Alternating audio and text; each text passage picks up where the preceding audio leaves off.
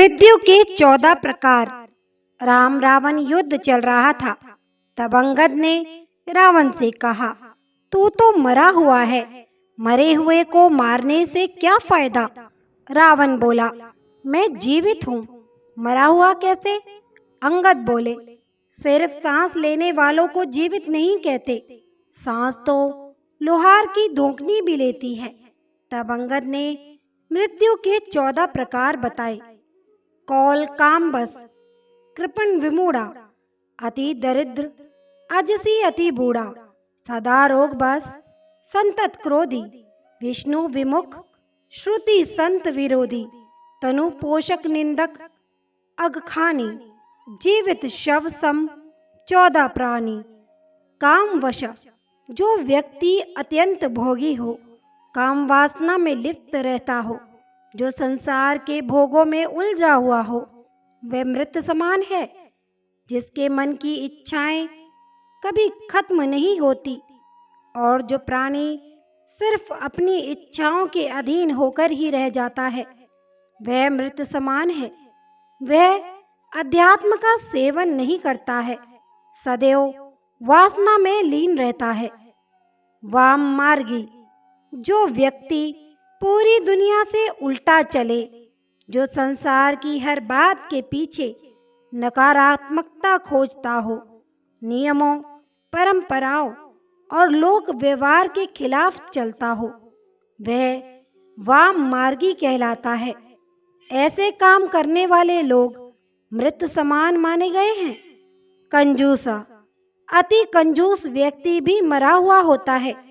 जो व्यक्ति धर्म कार्य करने में, आर्थिक रूप से किसी कल्याणकारी कार्य में हिस्सा लेने में हिचकता हो, दान करने से बचता हो, ऐसा आदमी भी मृतक समान ही है। अति दरिद्र, गरीबी सबसे बड़ा श्राप है। जो व्यक्ति धन, आत्मविश्वास, सम्मान और साहस से हीन हो, वह भी मृत ही है। अत्यंत दरिद्र भी मरा हुआ है। गरीब आदमी को दुत्कारना नहीं चाहिए, क्योंकि वह पहले ही मरा हुआ होता है। दरिद्र नारायण मानकर उनकी मदद करनी चाहिए। विमूढ़, अत्यंत मूढ़ यानी मूर्ख व्यक्ति भी मरा हुआ ही होता है।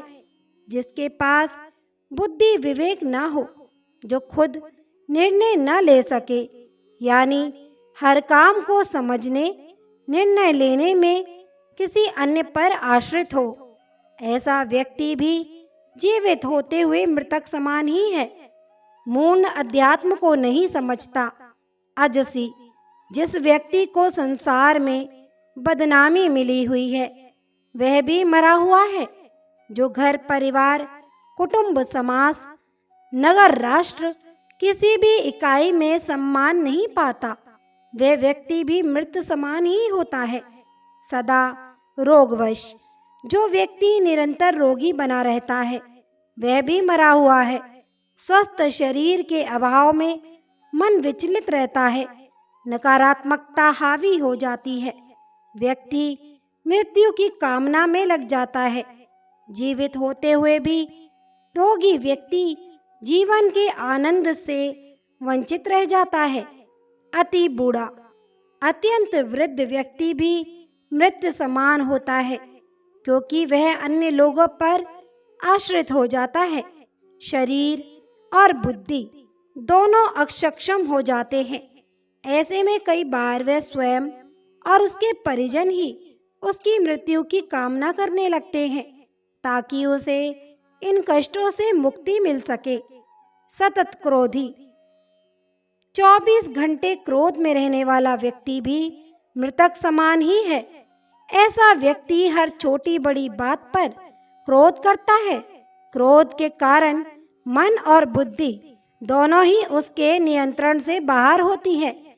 जिस व्यक्ति का अपने मन और बुद्धि पर नियंत्रण ना हो, वह जीवित होकर भी जीवित नहीं माना जाता। पूर्व जन्म के संस्कार लेकर यह जीव क्रोधी होता है। क्रोधी अनेक जीवों का घात करता है और नरकगामी होता है। अगखानी, जो व्यक्ति पाप कर्मों से अर्जित धन से अपना और अपने परिवार का पालन पोषण करता है, वह व्यक्ति भी मृत समान ही है। उसके साथ रहने वाले लोग भी उसी के समान हो जाते हैं। हमेशा मेहनत और ईमानदारी से कमाई करके ही धन प्राप्त करना चाहिए। पाप की कमाई पाप में ही जाती है और पाप की कमाई से नीच गोत्र निगोद की प्राप्ति होती है। तनुपोषक, ऐसा व्यक्ति जो पूरी तरह से आत्मसंतुष्टि और खुद के स्वार्थों के लिए ही जीता है, संसार के किसी अन्य प्राणी के लिए उसके मन में कोई संवेदना ना हो, ऐसा व्यक्ति भी मृतक समान ही है। जो लोग खाने पीने में, वाहनों में स्थान के लिए हर बात में सिर्फ यही सोचते हैं कि सारी चीजें पहले हमें ही मिल जाएं, बाकी किसी अन्य को मिले ना मिले, वे मृत समान होते हैं। ऐसे लोग समाज और राष्ट्र के लिए अनुपयोगी होते हैं। शरीर को अपना मानकर उसमें रत रहना मूर्खता है, क्योंकि यह शरीर विनाशी है, नष्ट होने वाला है। निंदक, अकारण निंदा करने वाला व्यक्ति भी मरा हुआ होता है, जिसे दूसरों में सिर्फ कमियां ही नजर आती हैं। जो व्यक्ति किसी के अच्छे काम की भी आलोचना करने से नहीं चूकता, ऐसा व्यक्ति जो किसी के पास भी बैठे तो सिर्फ किसी ना किसी की बुराई ही करे, वह व्यक्ति भी मृत समान होता है। पर निंदा करने से नीच गोत्र का बंद होता है। परमात्मा विमुख, जो व्यक्ति ईश्वर यानी परमात्मा का विरोधी है, वह भी मृत समान है।